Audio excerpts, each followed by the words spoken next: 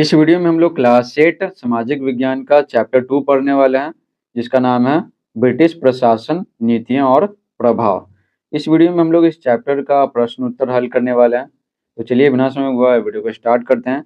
अगर आप चैप्टर 1 नहीं देखे हैं, चैप्टर 1 का वीडियो नहीं देखे हैं, तो कमेंट बॉक्स में लिंक दिया हुआ है, वहाँ से जाके आप देख सकते हैं। और बाकी विषय का भी है ना, लिंक दिया हुआ है, तो वहाँ से जाकर आप सारे विषय का वीडियो देख सकते हैं। तो चलिए बिना समय गवाए वीडियो को स्टार्ट करते हैं। तो देखिए अभ्यास के प्रश्न, निम्नलिखित प्रश्नों के सही विकल्प चुनकर लिखिए। पहला है, ब्रिटिश संसद ने रेगुलेटिंग एक्ट कब पारित किया था? तो रेगुलेटिंग एक्ट आया था 1773 में, तो हो जाएगा ख 1773। दूसरा है, एशियाटिक सोसाइटी ऑफ बंगाल की स्थापना कब हुई थी? एशियाटिक सोसाइटी ऑफ बंगाल की स्थापना ना 1784 में हुआ था। सन 1793 ईस्वी में स्थायी बंदोबस्त व्यवस्था किसके द्वारा लागू की गई थी? तो किसके द्वारा आया था स्थायी बंदोबस्त की व्यवस्था? तो ये लागू किया था कौन? Lord Cornwallis. तो हो जाएगा लॉर्ड कॉर्नवालिस, हो जाएगा ग।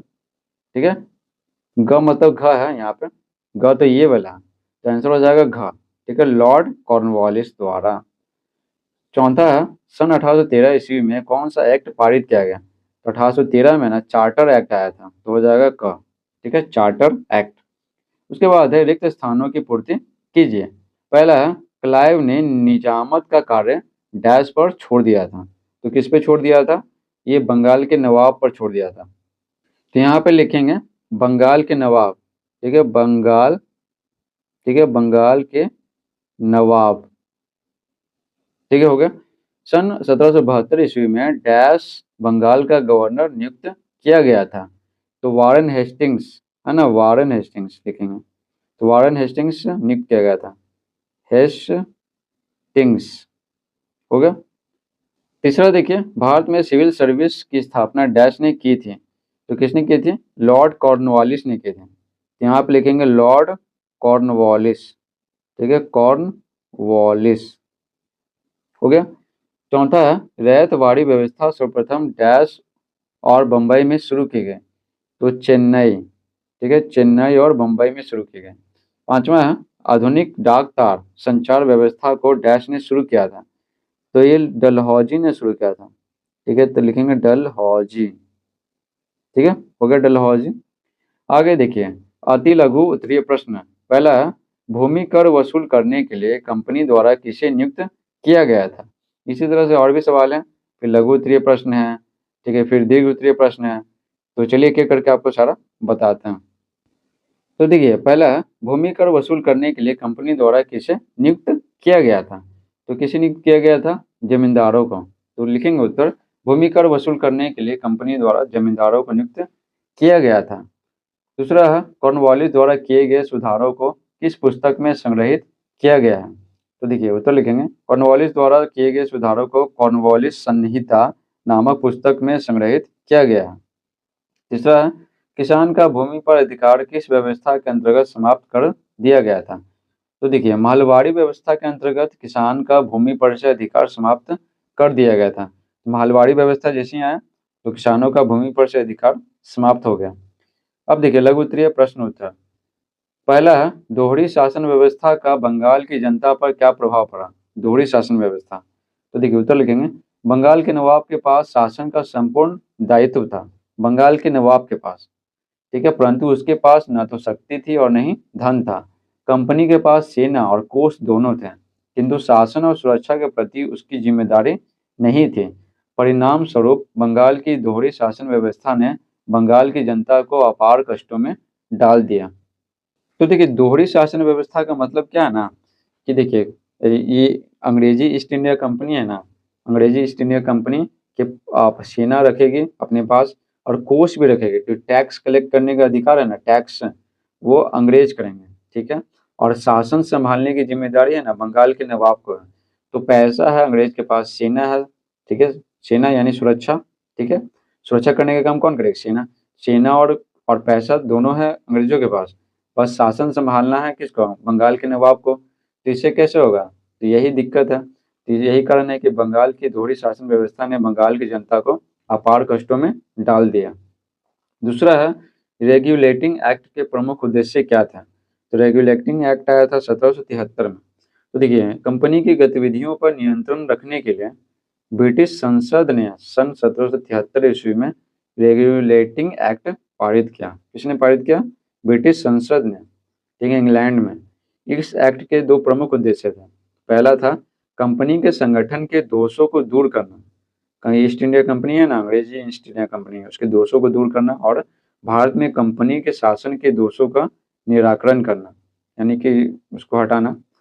तीसरा है पिट इंडिया एक्ट की मुख्य विशेषताएं क्या थी? पिट इंडिया एक्ट, तो देखिए उत्तर लिखेंगे। पिट इंडिया एक्ट ने कंपनी के मामलों में देखिए ईस्ट इंडिया कंपनी के मामलों और भारत में उसके प्रशासन पर ब्रिटिश सरकार को आधिकारिक नियंत्रण का अधिकार दे दिया। ठीक है, ब्रिटिश सरकार को। और भारत के जो प्रशासन संबंधी नियम है ना, नियम कानून, अब ब्रिटिश सरकार तय करेगी। ठीक है, ईस्ट इंडिया कंपनी तय नहीं करेगी। इस एक्ट की विशेष बात यह थी कि इसके द्वारा भारत में कंपनी के आक्रामक युद्धों को नियंत्रित कर दिया गया। कंपनी जो ईस्ट इंडिया कंपनी जो युद्ध कर रही थी ना, तो उसको नियंत्रित कर दिया गया तथा गवर्नर जनरल एक शासक की भूमिका में आ गया। इस एक्ट में कहा गया कि भारत में साम्राज्य का विस्तार इस राष्ट्र की इच्छा, सम्मान तथा नीति के विरुद्ध है। ठीक है, तो ये हो गया पिट इंडिया एक्ट। उसके बाद देखिए दीर्घ उत्तरीय प्रश्न उत्तर। पहला, ब्रिटिश शासन की आर्थिक नीतियों का भारतीय उद्योगों पर क्या प्रभाव पड़ा, समझाइए। ठीक है, आर्थिक नीति मतलब जैसे व्यापार की नीति के द्वारा क्या हुआ। ठीक है, उत्तर लिखेंगे। भारत में कंपनी की आर्थिक नीतियों के कारण व्यापार, वाणिज्य, उद्योग, उद्योग धंधों तथा भू राजस्व प्रणाली, जो टैक्स कलेक्ट होता है ना, कुछ भी व्यापार होता है या किसान लोग खेती करते हैं तो उससे जो टैक्स लिया जाता है वो, और कृषि व्यवस्था में अनेक बदलाव आए थे। अंग्रेजों ने अपने हितों में जो नीतियां अपनाई थी उनसे भारतीय अर्थव्यवस्था का परंपरागत ढांचा चरमरा गया। ठीक है, पारंपरिक जो ढांचा था उसको नुकसान पहुंचा। भारतीय कृषि उद्योग तथा व्यापार पर ब्रिटिश शासन की आर्थिक नीतियों का अत्यंत बुरा प्रभाव पड़ा, क्योंकि ब्रिटिश ईस्ट इंडिया कंपनी है ना सिर्फ अपना लाभ चाहते थे, है ना, तो सिर्फ अपना लाभ करती रही। दूसरा है स्थायी बंदोबस्त से क्या तात्पर्य है, उसके क्या दुष्परिणाम हुए। तो देखिए स्थायी बंदोबस्त व्यवस्था में है ना जमींदारों को, ठीक है, जमींदारों, यहाँ माँ लिखा हुआ, जमींदारों को भूस्वामी मान लिया गया। ठीक है, जमीन का मालिक कौन है? जमींदार है, और खेती तो किसान ही करेगा। भूमि पर उनका वंशानुगत अधिकार हो गया था। चेन्नई और मुंबई क्षेत्र में रैयतवाड़ी व्यवस्था लागू की गई। इसमें भूमि जोतने वाले को भूस्वामी माना गया। इनसे कंपनी सीधे कर लेते थे, ठीक है, सीधे किसानों से कर लेते थे, किसमें? रैयतवाड़ी व्यवस्था में। और स्थायी बंदोबस्त में जमींदारों से वो कर लेते थे। ठीक है, और जमींदार किससे कर लेंगे? किसानों से। लगान न देने पर किसानों का भूमि पर से अधिकार समाप्त कर दिया जाता था। इस व्यवस्था से कृषि का उत्पादन बहुत घट गया, किसानों पर अत्याचार बढ़ गए, किंतु सरकारी राजस्व में भारी वृद्धि हुई। ठीक है, अंग्रेजों को बहुत ज्यादा राजस्व मिला। इसके चलते कुटीर उद्योग, दस्तकार और शिल्पकार पतन के गर्त में चले गए, यानी कि वो समाप्त हो गए। कुटीर उद्योग जो छोटे छोटे उद्योग थे ना, क्या जो किसान करते थे, तो वो सब क्या समाप्त हो गए। तीसरा है 18वीं सदी में भारतीय समाज में कौन कौन सी कुरीतियां व्याप्त थीं एवं सरकार द्वारा उनके सुधार हेतु क्या प्रयास किए गए। उत्तर लिखेंगे। 18वीं सदी में भारतीय समाज में कन्या वध की कुप्रथा कुछ क्षेत्रों में प्रचलित थी। ठीक है, कन्याओं का वध कर दिया जाता था, कन्याओं को जन्म लेते ही मार दिया जाता था। इन कुरीतियों पर रोक लगाने के लिए सरकार ने अनेक कानूनों का निर्माण किया। भारतीय समाज में स्त्रियों की स्थिति भी दयनीय थी, जैसे पर्दा प्रथा, बाल विवाह, सती प्रथा। ठीक है, स्त्री अशिक्षा आदि के कारण स्त्रियों की स्थिति शोचनीय होती गई। ठीक है, शोचनीय होती गई, अंग्रेज भी सोचने लगे। बाल विवाह यानी कि लड़कियों का बचपन में ही शादी कर दिया जाता था और घर से निकलने नहीं दिया जाता था। और सती प्रथा यानी पति का मृत्यु हुआ तो पत्नी को उसकी चिता पे, अपने पति की चिता पे ही जल के मर जाना पड़ता था। और स्त्रियों में अशिक्षा था, पढ़े लिखे नहीं होते थे। सरकार ने सन 1829 ईस्वी के एक कानून द्वारा सती प्रथा पर रोक लगाई। ठीक है, तो सती प्रथा का अंत हो गया 1829 में, ठीक है, राजा राम मोहन राय के सहयोग से। और समाज में दास प्रथा के रूप में एक अन्य कुरीति पनप रही थी, दास प्रथा। गरीबी के कारण लोग अपने बच्चों को बेचने पर विवश थे, ठीक है, अपने बच्चों को बेच देते थे। और सरकार ने सन 1843 ईस्वी में कानून बनाकर दास प्रथा पर रोक लगाई। 1843, ठीक है, दास प्रथा का अंत हुआ 1843 में। चौथा है, ब्रिटिश प्रशासन द्वारा शिक्षा व्यवस्था में क्या सुधार किए गए और उसके क्या परिणाम हुए। उत्तर लिखेंगे, ब्रिटिश प्रशासन द्वारा सन 1781 ईस्वी में कलकत्ता मदरसा की स्थापना की गई। ठीक है, कलकत्ता मदरसा की स्थापना की गई 1781 में। इसमें अरबी और फारसी की शिक्षा दी जाते थे, अरबी और फारसी की। इसी क्रम में सन 1784 ईस्वी में सर विलियम जोन्स ने एशियाटिक सोसाइटी ऑफ बंगाल की स्थापना की। तो पूछेगा एशियाटिक सोसाइटी ऑफ बंगाल की स्थापना किसने की? सर विलियम जोन्स ने। कब की? 1784 में। इसके माध्यम से प्राचीन भारतीय इतिहास और संस्कृति के अध्ययन के लिए महत्वपूर्ण प्रयास किए गए। यहाँ पर पढ़ाया जाता था प्राचीन भारतीय इतिहास, ठीक, और संस्कृति। इससे क्या है, इससे कोई भी भारतीय है ना, किसी भी भारतीय को अपने इतिहास के बारे में जानकारी मिलेगा, अपनी संस्कृति के बारे में जानकारी मिलेगा। सन 1791 ईस्वी में वाराणसी में हिंदू विधि और दर्शन, विधि मतलब कानून, हिंदू विधि और दर्शन के लिए संस्कृत कॉलेज की स्थापना की गई। ठीक है, तो बहुत सारा कॉलेज का स्थापना किया गया है ना अंग्रेजों के द्वारा, ताकि शिक्षा का प्रचार प्रसार हो सके। और कैसी शिक्षा?